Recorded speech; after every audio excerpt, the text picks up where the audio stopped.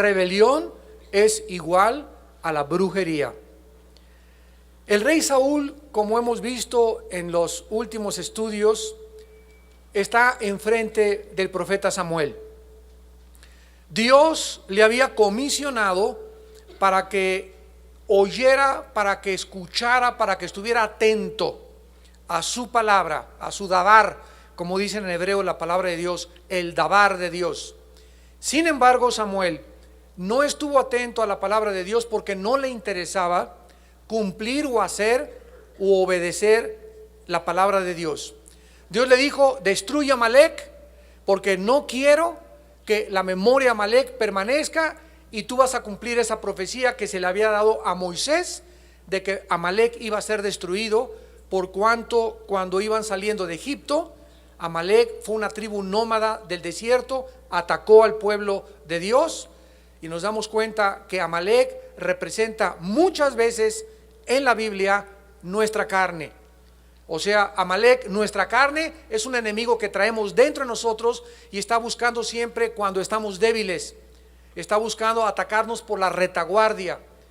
Saúl no quiso obedecer a Dios y él comenzó a ser sabio en su propia opinión. Comenzó a creer que el consejo de él era mejor que el consejo divino y comenzó a tomar decisiones que Dios no le había ordenado. Entonces, después de que el profeta Samuel se encuentra y descubre que Saúl había dejado vivo a Amalek, a Agag, al rey de los amalecitas, y había dejado cantidad de ganado por la ambición y la avaricia de muchos de los soldados de él, entonces Samuel enfrenta finalmente, y este es el último encuentro entre el profeta de Dios y el rey Saúl. Y vamos a ver al final de este capítulo de que cuando Dios ya no manda a un profeta, cuando ya no hay voz de Dios, cuando ya oyes la palabra de Dios, pero la palabra de Dios ya no hace mella, ya no te cambia, ya no te transforma, no te quebranta, no te hace llorar, no te pone de rodillas, es porque ya estás bajo un juicio de Dios que se llama endurecimiento del corazón. Y cuando una persona se endurece ante la palabra de Dios, ¿qué le queda a Dios ya por hacer? Si es su palabra la que nos orienta, la que nos quebranta, la que nos enseña, la que nos dirige, la que nos muestra, la que nos sensibiliza, fuera la palabra de Dios, no tendríamos nosotros la forma como Dios tratara con nosotros, más que a través ya de juicios muy grandes, y que muchas veces, aun cuando la persona ha sido tratada por Dios, endurece su cerviz, ya no hay medicina después para él. Y hemos llegado a un capítulo, a un punto donde el rey Saúl llegó a este grado, donde de aquí en adelante ya Dios no volvería a tratar con él, donde desde aquí en adelante comenzaría Dios ya a buscar a su sustituto, que fue el rey David, y a colocarlo en la posición en la que años más tarde, en un futuro próximo, Saúl iba a ser totalmente hecho a un lado, sería muerto en una batalla, como lo vamos a ver más adelante, y David tomaría y controlaría el reinado de Israel. En el versículo 22, que es donde vamos a comenzar esta noche, Samuel le dice a Saúl: se complace Jehová tanto en los holocaustos y en víctimas, como en que se obedezca a las palabras de Jehová. Ciertamente el obedecer es mejor que los sacrificios, y el prestar atención que la grosura de los carneros, porque como pecado de adivinación es la rebelión, y como ídolos e idolatría la obstinación. Por cuanto tú desechaste la palabra de Jehová, él también te ha desechado para que no seas rey. La confrontación del profeta de Dios con Saúl no pudo lograr que Saúl cayera de rodillas. No pudo lograr, después de exhortarlo y decirle el pecado tan grande en que había incurrido, que cayera el rey de rodillas, como cayó más adelante, años después, el rey David, cuando lo confronta el profeta Natán y le dice: tú eres adúltero. Y David cae de rodillas y llora la muerte de su niño. Una cosa iba a humillar a Saúl solamente en estos momentos, y sería escuchar que quedaría bajo el juicio de Dios. Samuel le declara a Saúl el mensaje de juicio, y al oírlo Saúl supuestamente, como vamos a examinarlo detenida y profundamente, supuestamente se arrepiente, pero es la misma actitud que tuvo algunos años después un hombre llamado Judas. Cuando la Biblia menciona que cuando vio que Jesús era entregado ante el concilio para ser asesinado, la Biblia menciona se arrepiente y avienta las monedas de plata y va y se ahorca.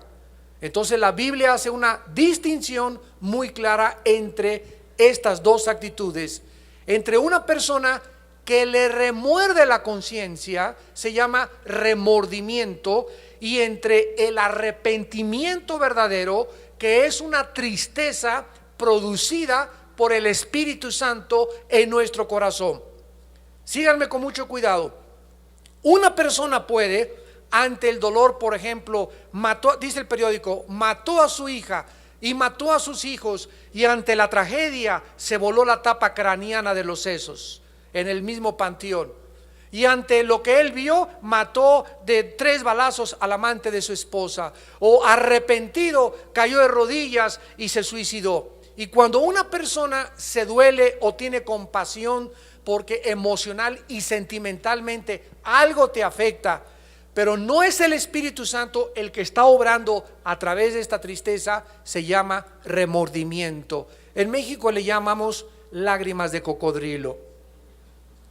Hay muchas personas que oyen la palabra de Dios, sienten en sus sentimientos y en sus emociones la palabra de Dios, tal vez ven sus pecados y hasta les salen lágrimas por los ojos. Pero si esa persona que tuvo lágrimas en sus ojos, después de haber oído y después de haber llorado, no cambia su actitud, no cambia su conducta, no cambia su manera de ser con su esposa, con sus hijos o en el trabajo, no es cierto que se haya arrepentido. Simplemente le remordió temporalmente la conciencia. Samuel declara la suprema demanda de la palabra de Dios en el versículo que acabamos de leer, 22, es la obediencia. Dios no nos manda a discutir sus órdenes. Dios no nos manda a alegar sus órdenes. Dios no nos manda a que nosotros racionalicemos al principio sus instrucciones. Dios demanda de nosotros una total y absoluta obediencia a su palabra. Por ejemplo, cuando Dios me dice, dame tu diezmo en el área del dinero, yo puedo racionalizar, bueno, hago cuentas, esto para el coche, para la escuela, para la comida, realmente no me queda ni el 2% de mi salario. Ahí estoy yo racionalizando lo que Dios me está dando. Por tanto, Señor, de acuerdo a mis cuentas, déjame decirte, no me queda ni el 2%, así que solamente te voy a dar el 2%. ¿Qué cosa es eso? Estoy tratando de sustituir la obediencia de Dios con mi razón, con mi consejo, con mi supuesta inteligencia. Y a Dios no le agrada eso. Dios le manda a una mujer, sujétate a tu marido, pero es que mi marido es esto y el otro, y si él fuera bueno yo me sujetaría a él. Cuando la mujer comienza a racionalizar de esta manera y a objetar la voluntad de Dios, la mujer cae también fuera de las instrucciones de Dios. Y cada vez que nosotros tratamos de racionalizar o decirle, Padre, yo no entiendo esto, no lo voy a hacer, y como no lo entiendo, no lo voy a hacer, en ese momento entramos en lo que se conoce la dimensión de la rebelión. La rebelión no solamente es ponerte al brinco a Dios, es simplemente no obedecer su palabra. ¿Por qué no la obedeces? Porque crees que tu razón, tu inteligencia es mucho mejor que sus instrucciones. La única cosa que realmente le agrada a Dios sobre todas las cosas es obedecerlo. Y muchas veces nos va a dar Dios órdenes como se la dio a Abraham. ¿Por qué creen que se le llama a Abraham el padre de la fe? Abraham, dame a tu hijo. Imagínense Abraham, oí bien, Señor, ¿me puedes repetir otra vez lo que dijiste? Que me des tu hijo. Señor, creo que no oí bien, voy a ir a que me cheque un otorrinolaringólogo los oídos. No creo que tú me estés demandando eso, que yo te dé a mi hijo. Porque en primer lugar, tú me dijiste hace 25 años que mi hijo era el heredero a través del cual la semilla santa iba a nacer. Entonces, como que hay una contradicción entre lo que me dijiste hace 25 años y lo que me estás diciendo ahorita, Señor. Así que por favor, explícame qué quieres decirme con que te entregue a mi hijo. Eso le contestó Abraham en Génesis 22. Para nada. Abraham había llegado a un punto donde había aprendido a no discutir, a no alegar, a no racionalizar. Simplemente Dios lo dijo, lo voy a hacer. Y las consecuencias y los resultados se los dejo a Dios. No son cosa mía los resultados ni las consecuencias. Simplemente obedezco. Y desde que comenzó Abraham, Dios le dijo: salte de tu tierra y de tu parentela a la tierra que te voy a dar. Nunca le dijo qué tierra. Simplemente salte y obedece. Y por esa obediencia Abraham es constituido, y con su prueba final, como el padre de todos nosotros en cuanto a la fe. Es interesante, apunten por favor lo que significa aquí en el versículo 22 la palabra obedecer en el original hebreo. Esto es clave en toda la Biblia.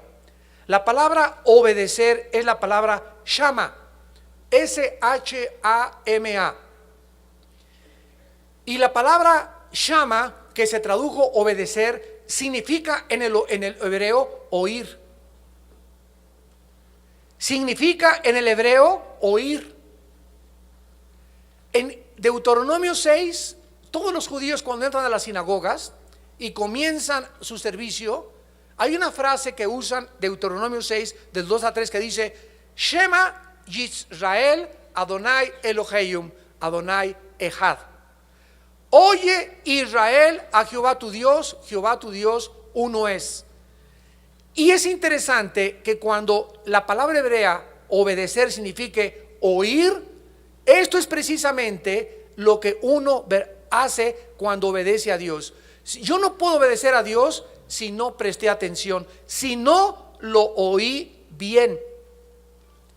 Y por eso dice la Biblia: oír a Dios es mucho mejor que los sacrificios. O sea, yo no puedo obedecer a Dios sin antes haberlo oído. Y la fe es por el oír, Romanos 10:17, y el oír por la palabra de Dios. Si yo no estoy diario en la Biblia y estudiando la Biblia, no puedo acostumbrar mi oído a las instrucciones de Dios. Si lo oigo el domingo, si lo oigo nada más aquí el martes en el estudio, y miércoles, jueves y viernes no oigo a Dios, ¿cómo puedo obedecerlo? Y me paso desobedeciendo a Dios jueves, viernes, sábado. El domingo lo obedezco, el lunes lo desobedezco y comienzo a vivir una vida fluctuante en mi fe. Dios demanda la obediencia porque aquí dice en el versículo 22 que es mucho mejor que cualquier sacrificio que podamos hacer. ¿Cuál es la tendencia del corazón humano? Señor, te fallé, pero me voy a ir de rodillas a la villa. Te fallé, Señor, pero me voy a ayunar durante 5 días. Te fallé, Señor, pero voy a vender un terreno y voy a regalar el terreno para poder compensar en las cosas en las que yo fracasé. Y la tendencia humana es continuamente estar sustituyendo la obediencia por los sacrificios. Bueno, ahora voy a regalar 10 Biblias y me guamé a mi esposa en la mañana, pero voy a llevar al desayuno a 15 personas. Y creemos que si hay una compensación en nuestras acciones, Dios puede ponerlas en la balanza y decir: bueno, esas Biblias que tú regalaste, o esa caminata de 2 kilómetros que te fuiste de rodillas, o ese ayuno que tuviste 4 días, compensa tu desobediencia de la semana pasada. Y la Biblia dice: te estás engañando. Porque obedecer es mejor que el sacrificio. El rey Salomón escribió en Proverbios 15, versículo 8: el sacrificio de los impíos es abominación a Jehová. ¿Qué cosas hacen todas las tribus del mundo? ¿Qué cosas hacen todas las religiones del mundo?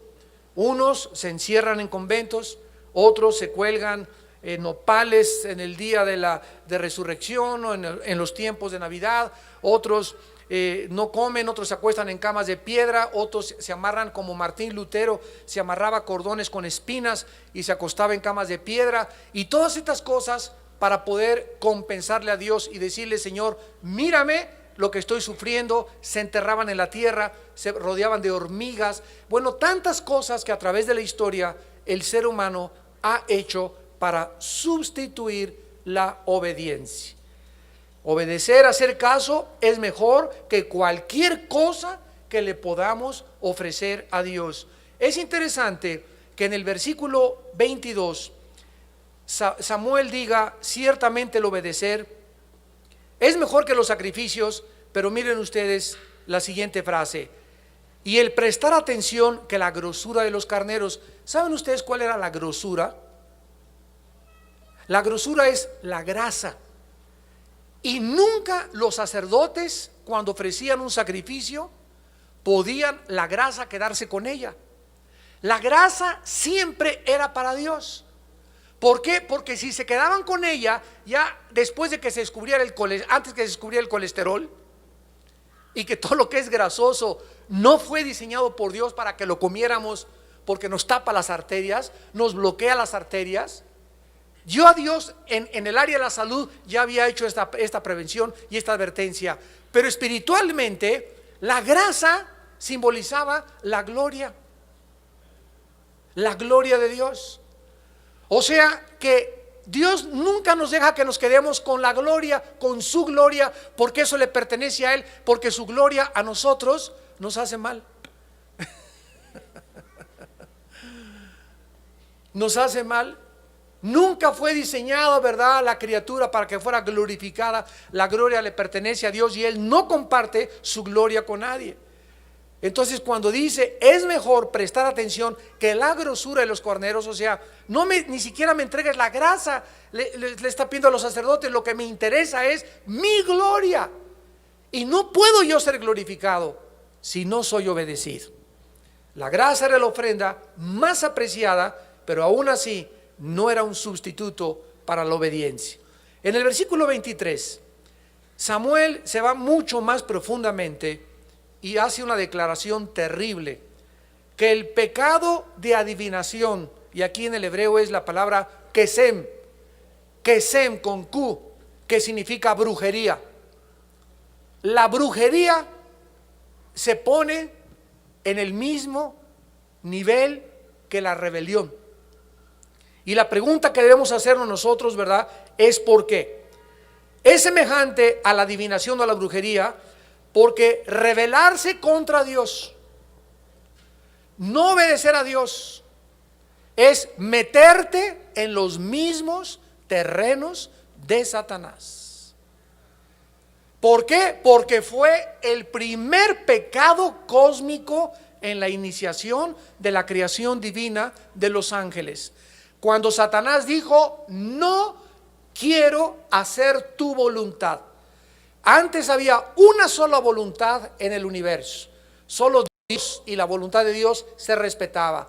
Se levanta otra criatura que dice: no hago la voluntad del legislador cósmico, del juez del universo, del creador de todas las cosas. Y en ese momento en el universo comienzan dos voluntades: la voluntad divina y la voluntad satánica, a ponerse, a contrapuntearse, a volverse antagónicas. Y de ahí todos aquellos que han seguido a Satanás han sido y se les conoce como los rebeldes. Ir en contra de las leyes de Dios, ir en contra de los mandamientos de la Biblia, ir en contra de aquello que Dios ha diseñado, te coloca en una posición de rebelde. Y todos los rebeldes están bajo el dominio, el control y la energetización satánica. Por ejemplo, en 1 Corintios 11 dice la Biblia que cuando las mujeres no se tapan la cabeza, ¿han leído ustedes ese pasaje? En ese momento a la mujer, dice la Biblia, le es honroso dejarse crecer el pelo.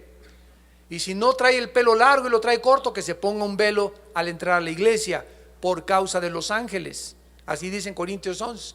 ¿Qué significa eso por causa de los ángeles? Que cuando una mujer se sale, la autoridad, amados hermanos, la autoridad es como un paraguas de protección. La mujer está aquí y el hombre, dice 1 Corintios 11:3, es la cabeza de la mujer. Cristo es la cabeza del hombre, el varón de la mujer. Cuando la mujer se sale de la sujeción de su marido, la mujer queda expuesta, no tiene ya protección, es como un paraguas, queda a la intemperie y queda bajo los relámpagos, los truenos, los ataques mortales de los demonios. Cuando los hijos se salen del paraguas, se salen de la autoridad de su padre, se salen de la autoridad de su madre, los hijos quedan en su rebelión expuestos a ataques de demonios. Cuando los ciudadanos nos salimos del paraguas de la autoridad del gobierno, cuando vamos en contra del gobierno, cuando nos oponemos al gobierno, quedamos como rebeldes bajo los ataques del maligno, porque como pecado de brujería es la rebelión.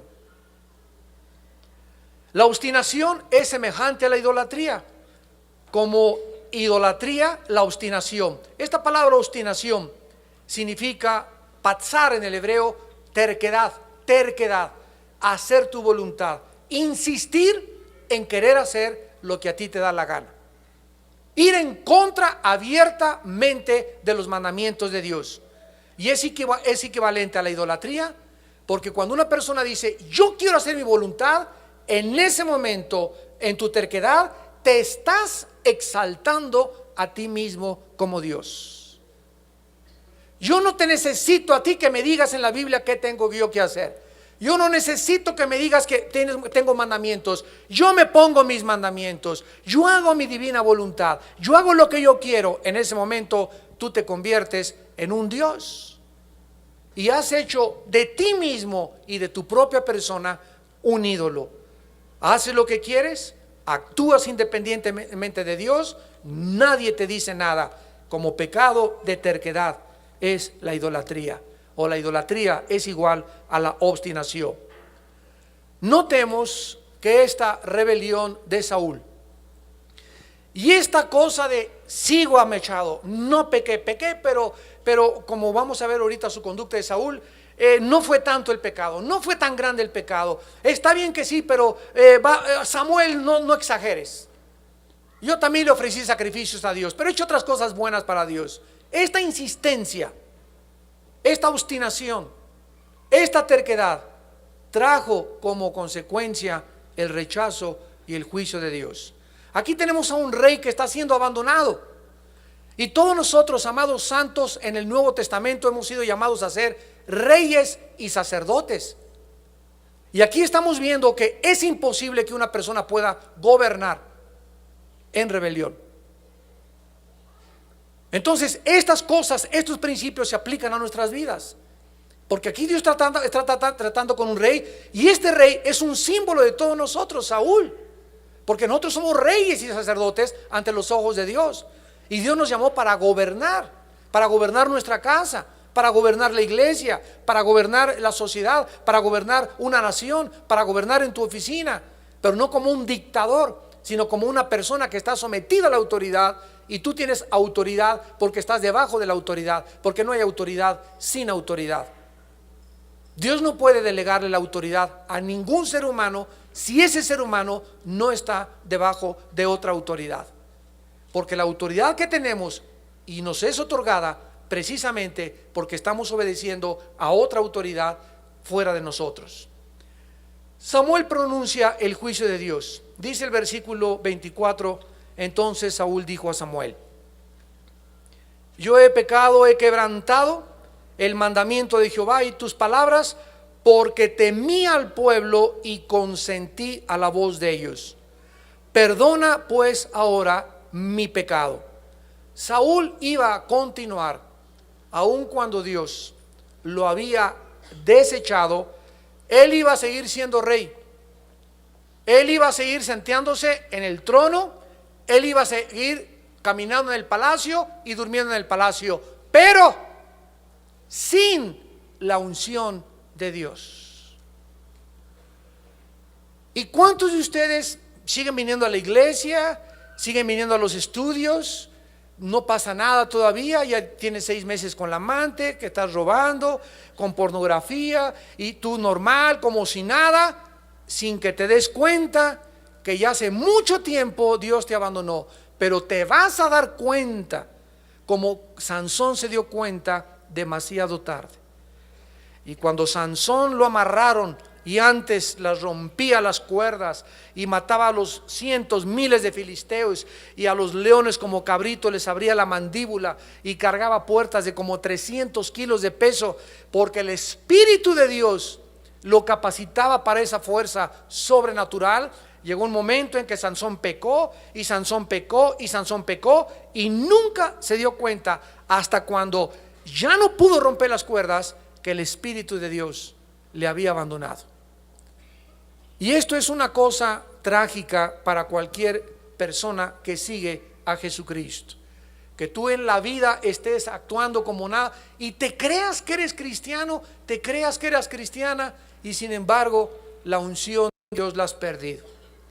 ¿Y en qué se puede descubrir que uno ha perdido la unción de Dios? Es muy fácil. La unción de Dios siempre se manifiesta en 3 principales frutos del Espíritu: amor, gozo y paz. Gálatas 5, 22 y 23. El fruto del Espíritu es amor. Si el Espíritu Santo no está trabajando a través de mi vida, significa la unción. ¿Cuál es la unción? Primera de Juan capítulo 2, la unción permanece en nosotros, el Espíritu Santo. Si el Espíritu Santo no está operando a través de mi vida, yo ya no amo a Dios en primer lugar, porque el Espíritu Santo vino a glorificar al Hijo y a darme amor por el Padre. El amor de Dios ha sido derramado en nuestros corazones, en Romanos 5:3, por el Espíritu Santo que Dios nos ha dado. Entonces yo comienzo a alejarme de la Biblia. Ya no estoy enamorado de la Biblia, porque venir a la Biblia es venir a Dios. Hacer contacto con la Biblia es hacer contacto con Dios. Meditar en la palabra de Dios es meditar en las instrucciones de Dios. Y cuando yo ya comienzo a alejarme de la Biblia y ya no estudiar la Biblia, no meditar la Biblia, con mis hermanos pasa lo mismo. Ya no amo a mis hermanos, no, todos son una bola de hipócritas, todos son una bola de mentirosos. Hay gente del mundo que es mejor que los cristianos. Me comienzo a volver en la iglesia criticón, comienzo a ser murmurador, comienzo a hablar siempre, continuamente estoy hablando mal de alguien, comienzo a herir la reputación de otras personas. Es un síntoma inequívoco de que no tienes la unción. Amor, gozo, no tienes gozo, tienes cara de perico de África. Ya no tienes gozo en tu vida, ya no te ríes de nada. Yo desde aquí puedo verlos a muchos de ustedes, ¿no? Y están muchos así. Tienes, ¿verdad? Cara, de veras, no necesitas máscara para el Halloween. ¿De dónde viene esa amargura en tu rostro? ¿De dónde viene esa mirada de sospecha, de paranoia? ¿Será cierto o no será cierto? ¿De dónde viene, verdad? Viene precisamente de la condición de tu alma, donde no fluyes en tu vida, o sea, no disfrutas, no te gozas. Ya tienes tal vez muchas semanas que ni siquiera te ríes, porque no hay ese gozo en ti, y menos va a haber paz. Estás intranquilo, irritable con tu esposa, gritos y sombrerazos en tu casa. Si tienes dinero tienes paz, si no tienes dinero no tienes paz. La unción de Dios te ha abandonado. Has contristado y has apagado al Espíritu Santo.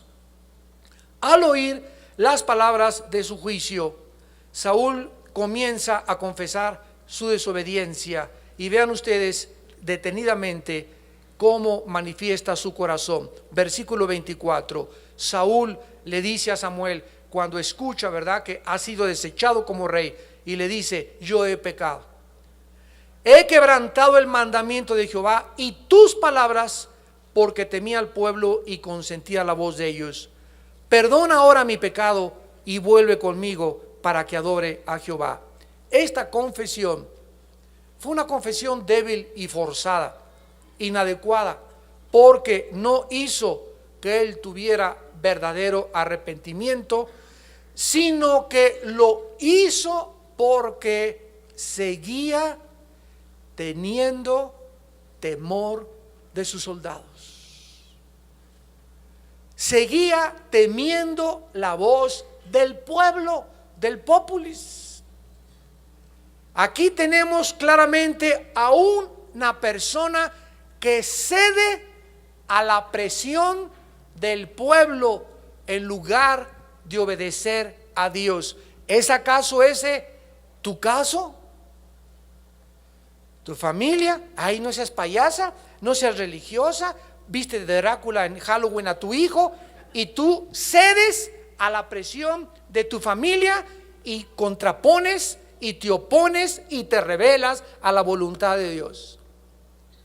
Ahí estás en Navidad. Ay, mi compadre, échese un whisky lucan de La Paz aquí con nosotros, hombre.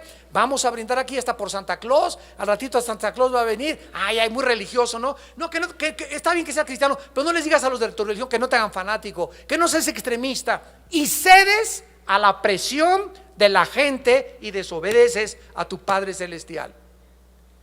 Ninguna persona puede servir a Dios y ceder al mismo tiempo a la presión del pueblo o de sus familiares o de sus amistades, porque ninguno puede servir a dos amos.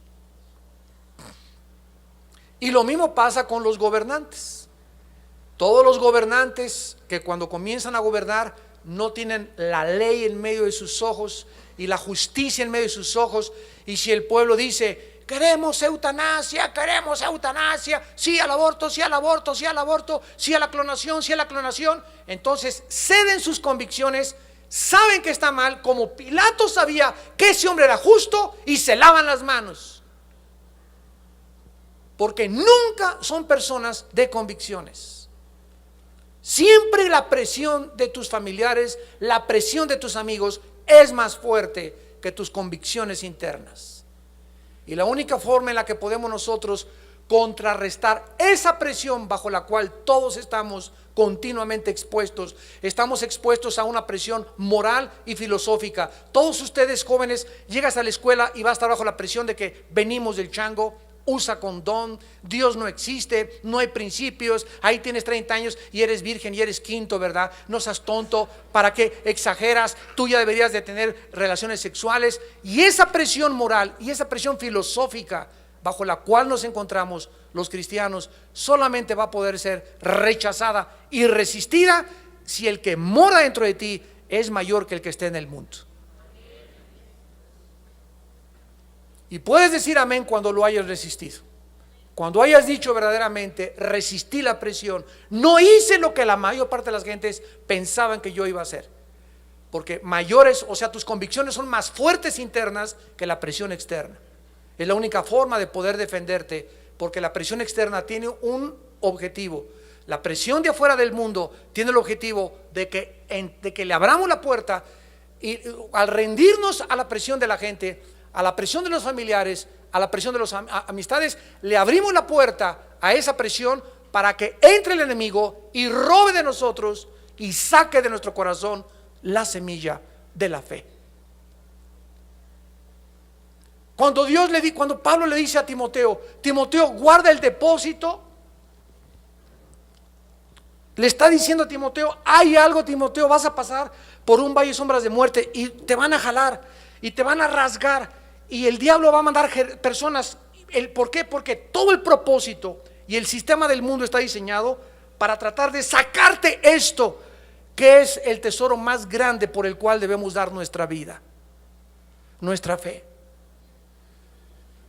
Y si fácilmente cualquier persona te saca la fe y te desviste y te roba y te saquea tus convicciones y tus principios, los entregas, los comprometes por la presión, por el qué dirán, porque ay, no quiero que me digan esto, que no me digan aquello, no eres llamado entonces para seguir a Jesucristo.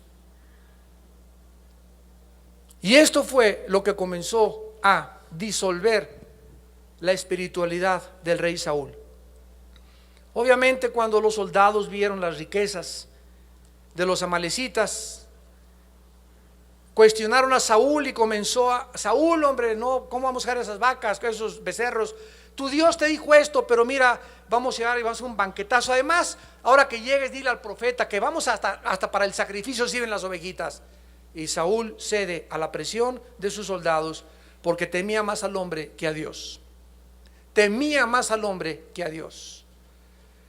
Entonces Saúl le pide perdón a Dios, y vean ustedes que no es a Dios a quien él pide perdón, sino que dice el versículo 24, perdona mi pecado. ¿A quién se está dirigiendo Saúl? A Samuel. Perdona mi pecado. ¿Cómo que Samuel no es nadie para perdonar pecados? Saúl estaba mirando al profeta de Dios para su perdón y no a Dios. Y noten ustedes que en 3 pasajes, 3 veces, Saúl se refiere a Dios como el Dios de Samuel y no el Dios de Saúl. Versículo 15. Saúl respondió: de Amalec los han traído, el pueblo ha perdonado lo mejor de las ovejas para sacrificarlas a Jehová. Tú, Dios, no dijo mi Dios. Versículo 21. Mas el pueblo tomó el botín, ovejas y vacas y las primicias para ofrecer sacrificios a Jehová, tu Dios, en Gilgal, le dice Saúl al profeta. Y el versículo 30, lo mismo. He pecado, te ruego que me honres delante de los ancianos, delante de Israel, y vuelvas conmigo para que adore a Jehová, tu Dios. 3 veces Saúl se refiere a Jehová, ya no como su Dios.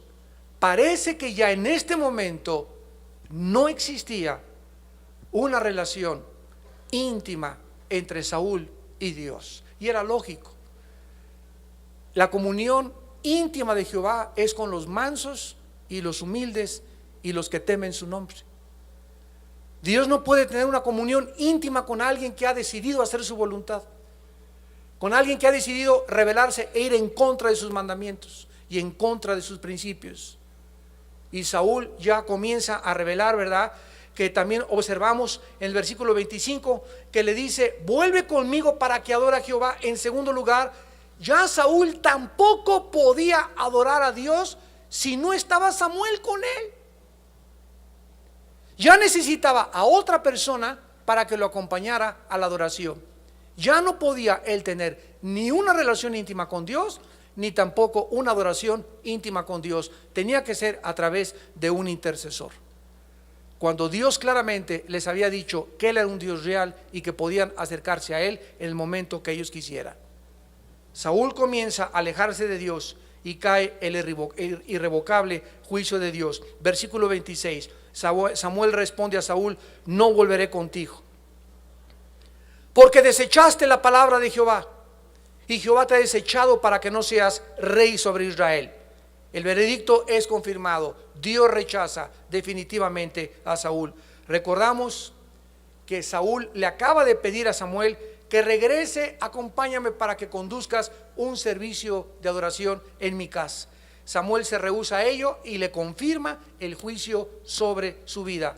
Y habiendo visto Saúl que ya se iba Samuel y que ya no podía tratar con él, de repente Saúl le agarra el manto a Samuel, y cuando Samuel sigue caminando, el manto se rasga en 2. Y de una forma que no es coincidencial ni tampoco de suerte, sino que fue un acto verdaderamente de Dios, le dice en el versículo 27: volviéndose Samuel para irse, él se asió de la punta de su manto y éste se rasgó. Entonces Samuel le dijo: Jehová ha rasgado hoy de ti el reino de Israel y lo ha dado a un prójimo tuyo mejor que tú. Además, el que es la gloria de Israel no mentirá ni se arrepentirá, porque no es hombre para que se arrepienta. De este suceso saca un retrato dramático Samuel y le dice: así como se rasgó mi manto, quiero decirte que de la misma forma se ha rasgado el reino de Israel. Ya tú no vas a ser absolutamente el rey de Dios. Ya no vas a gobernar aquí, Dios se lo dará a otra persona. Y al mismo tiempo le revela el carácter irrevocable, incambiable de Dios. El que es la gloria de Israel no mentirá ni se arrepentirá.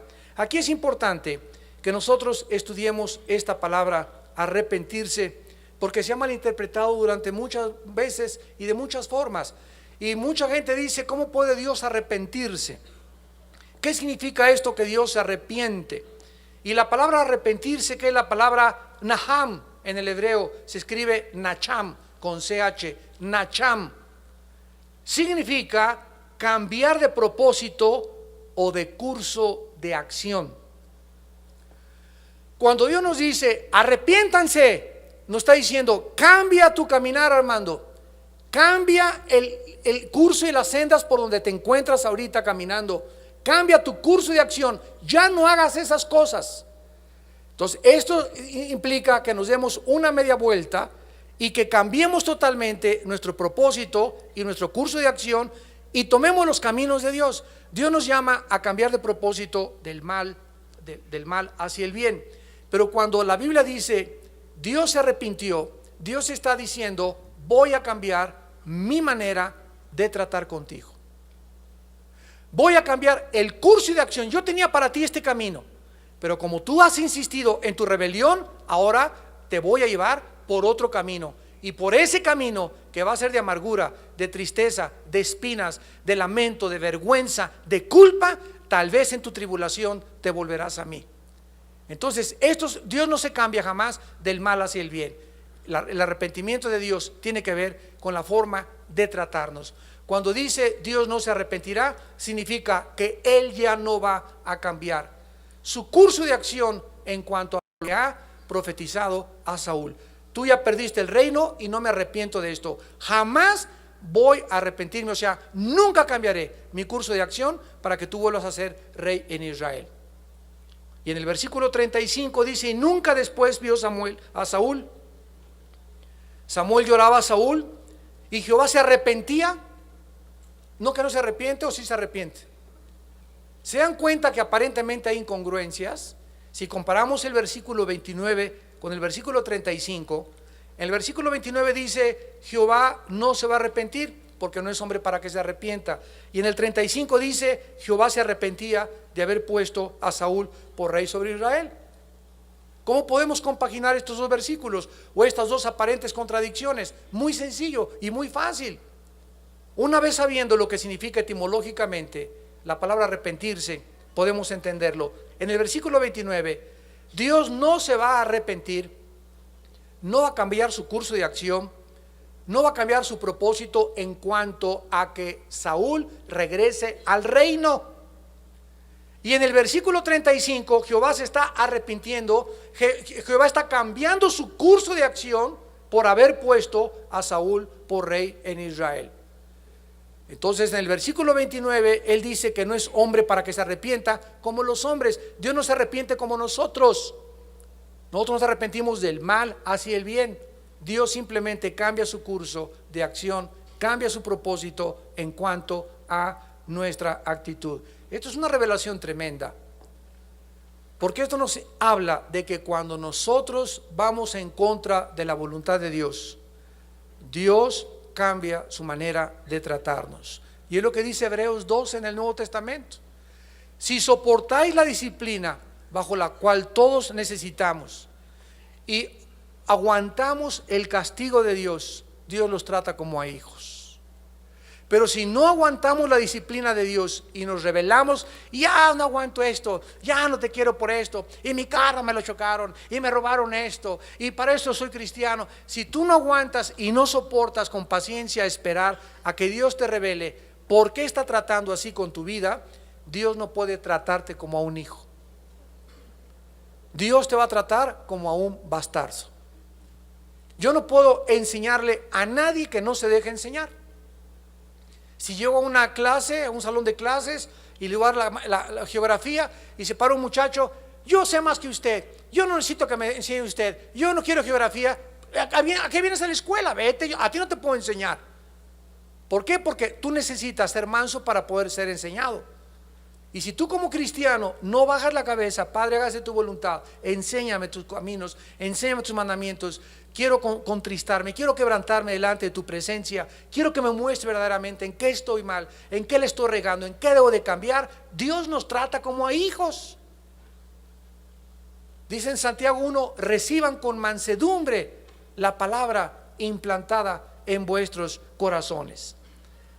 Y finalmente descubrimos que Saúl se aleja, entonces Samuel acompaña a Saúl y era necesario porque Saúl continuó gobernando 15 años más, otros 15 años con su destino sellado. Hay un versículo en Juan capítulo 3 que dice, el que no cree ya ha sido condenado. ¿Se acuerdan? El que no cree ya ha sido condenado por cuanto no ha creído en el Hijo de Dios. Esto nos habla que hay muchas gentes, muchas personas, ojalá que no haya muchos tampoco de los que nos ven por televisión, que ya están en la vida caminando con un destino sellado. Personas que ya decidieron en su vida la semana pasada, tal vez hoy en la noche, tal vez hace un mes, tal vez hace 4 años, que no iban a obedecer a Dios, que no iban a someterse a Dios nunca, y que lo han pospuesto, lo han pospuesto, lo han pospuesto, y de repente, como un ramalazo, cataplum, te llega la muerte y te mueres hoy en la noche. Mañana te estrellas, te vas a la barranca, te sacan las tripas mañana, una embolia cerebral, un ataque cardíaco, una bala perdida, una infinidad de cosas que nos pueden suceder y que en cualquier momento nos pueden sacar nuestro espíritu y nuestra alma de nuestro cuerpo, y cuando ya nos damos cuenta estamos ante la eternidad, ante el trono de Dios como el juez y no como el Salvador. Y todo porque, como dice en Primera de Pedro, no hiciste firme tu vocación y tu elección como no la hizo Saúl. Y finalmente le dice el versículo 32, Samuel, tráiganme a Agag, rey de Amalec, al que supuestamente debió haber matado Saúl. Y Agag vino a él alegremente, ja, ja, ja, ji, ji, ji, jo, jo, jo. Y dijo Agag, ciertamente ya pasó la amargura de la muerte. Y Samuel dijo, como tu espada dejó a las mujeres sin hijos, así tu madre será sin hijo entre las mujeres. Entonces Samuel cortó en pedazos a Agag delante de Jehová en Gilgal. Agag creía seguramente, ya escapé de la muerte, pero parado frente de Samuel escuchó la sentencia y la acusación y la sentencia de muerte. Era culpable de pecados crueles y salvajes, sanguinarios. Era un depravado, oprimió, brutalizó y asesinó a mujeres y a niños. Y así tenemos actualmente a dictadores, a gobernantes en el mundo, ja, ja, ja, ji, ji, ji, en su avión, creyendo que no han hecho nada y que van a seguir robando y que pueden seguir burlándose de la gente y que pueden seguir oprimiendo y que porque tienen poder en su país o porque tienen petróleo en su país o porque tienen riquezas o porque tienen influencia y porque tienen poder, se creen dioses. Y en cualquier momento Dios los va a aplastar. Como aplastó a Hitler, a José Stalin, a Mussolini, a los Césares romanos, a Alejandro el Magno y a todos aquellos que han levantado sus puños en contra del cielo y han dicho, yo gobierno, soy Dios. Y no saben que la sentencia ya está dictada sobre sus almas, que ya está sellado su destino por toda la eternidad. Y que cuando oigas su voz, dice la Biblia, no te endurezcas. Hoy es el día aceptable, hoy es el día de tu salvación. Mañana tal vez sea demasiado tarde. Samuel acepta el juicio de Dios sobre la vida de Saúl. Versículo 34, se fue luego Samuel a Ramá. Saúl subió a su casa en Gabá de Saúl. Y nunca después vio Samuel a Saúl en toda su vida. Y Samuel lloraba a Saúl. Y Jehová se arrepentía de haber puesto a Saúl por rey sobre Israel. Estos dos hombres fueron separados por última vez. Y tal vez hoy Dios se separe de ti en esta noche. Tú estás oyendo en esta noche la voz del Señor a través de la Biblia. Ténganos los hombres a nosotros simplemente como instrumentos de Dios. Pero tal vez tú cuando salgas por esa puerta en esta noche tuviste, y ustedes que nos ven por la televisión, la última oportunidad de arrepentirte de tus pecados. Pero esta noche te levantas y te vas por esa puerta insistiendo, obstinada y tercamente. Mañana lo pienso. La semana que entra me arrepiento. Dentro de 15 días cuando deje mi amante, cuando deje de robar, cuando tenga otro gobierno, cuando las cosas mejoren, sin que sepas que tal vez hoy fue la última vez que Dios te ha hablado. ¿Y sabes algo? Vamos a conocer a mucha gente que nos vamos a encontrar y vamos a llorar por ellos. Pero ¿cómo, don Pancho, usted ha caído y ha llegado a lo que usted ha llegado si usted venía a la iglesia? Pero ¿cómo? Allá en el cielo, ¿dónde está don Samuel? ¿Dónde está Samuel, el Camaney? ¿Dónde está el Pancho Pistolas? ¿Dónde está el Pancho Pantera? ¿Dónde están aquellos todos que aquí abajo, aquí yo, hay que la chava, y que aquí yo las trueno y que soy galán y que con mi lana y que con mi poder? ¿Dónde están todas esas personas?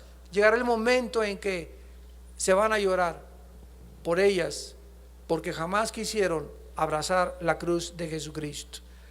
Y sin embargo, a pesar de que Saúl es rechazado por Dios, Samuel le llora, demostrando su compasión por el rey. Como David, años después, lloró cuando supo que habían matado a Saúl. Y dijo: ¿cómo mueren los grandes? Aquellos que tuvieron poder, riquezas y todo, y sin embargo eran las personas más miserables del mundo, porque hay personas a quienes Dios les da todo lo que tienen, como lo tenía Saúl. Siguió reinando por 15 años, con lujos, con dinero, con carro, y nunca le faltó nada a Saúl económicamente. Pero vamos a verlo en los próximos capítulos, que los demonios comienzan a apoderarse de su vida.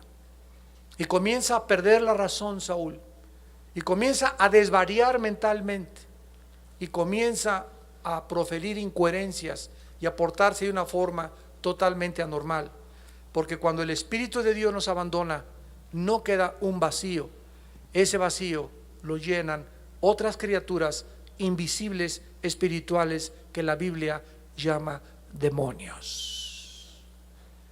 Y comienzan a controlar tu mente y precipitan tu autodestrucción.